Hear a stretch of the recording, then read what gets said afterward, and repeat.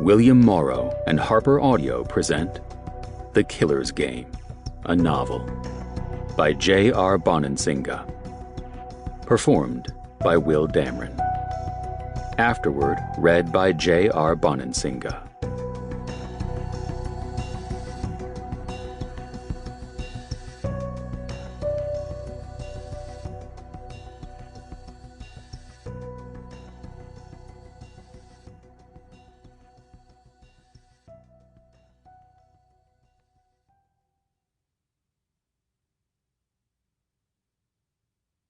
To die and sully with love. Part 1. Slugger gets a hit. Learn what you are, and be such. Pindar, Odes. 1.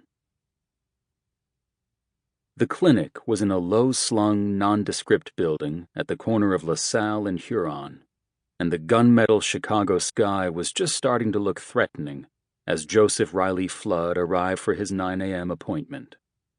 He went inside and gave his name to the receptionist. She directed him into a small examination room just off the lobby. Joe sat down on a cold laminate chair and stewed for a moment, wanting to be anywhere else.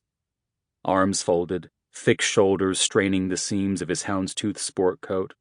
He had the air of a hard-ass coach about him, an old jock whose muscles had congealed into hard fat, whose ruddy complexion and henna-brown hair were getting grayer every day. He still had the smile, though. The killer Irish smile. He could still light fires with that damn thing.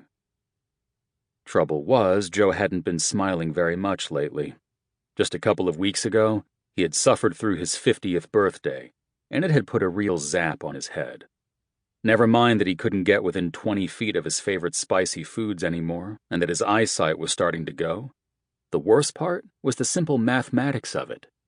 Wilt Chamberlain retired in 1974 at the age of 38, and he was considered a senior citizen. Jimmy Connors played in the U.S. Open in his 40s, and he was considered a freak. Joe didn't like the ring of 50 years old one little bit. A nurse materialized out of nowhere and started prepping Joe's arm for the needle.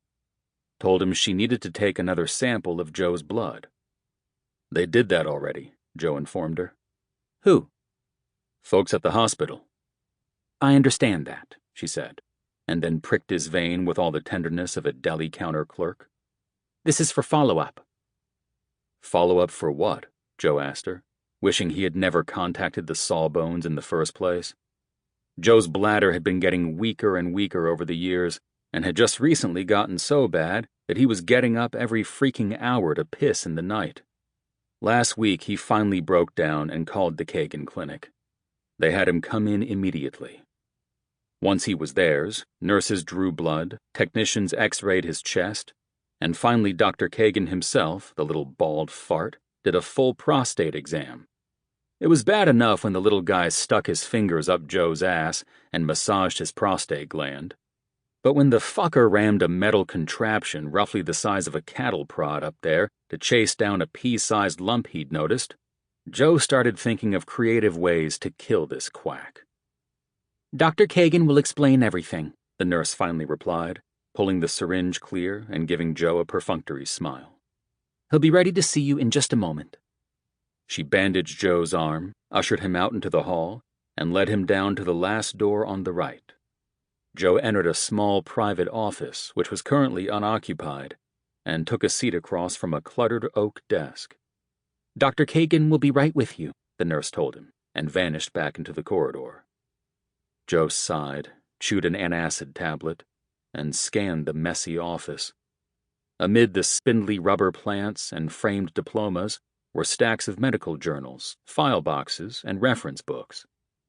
At first, the haphazard mess took Joe by surprise. Joe was instinctively neat and orderly, and he expected a doctor to be similarly organized.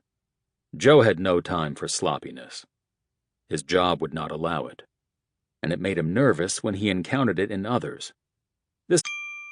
Sample complete. Ready to continue?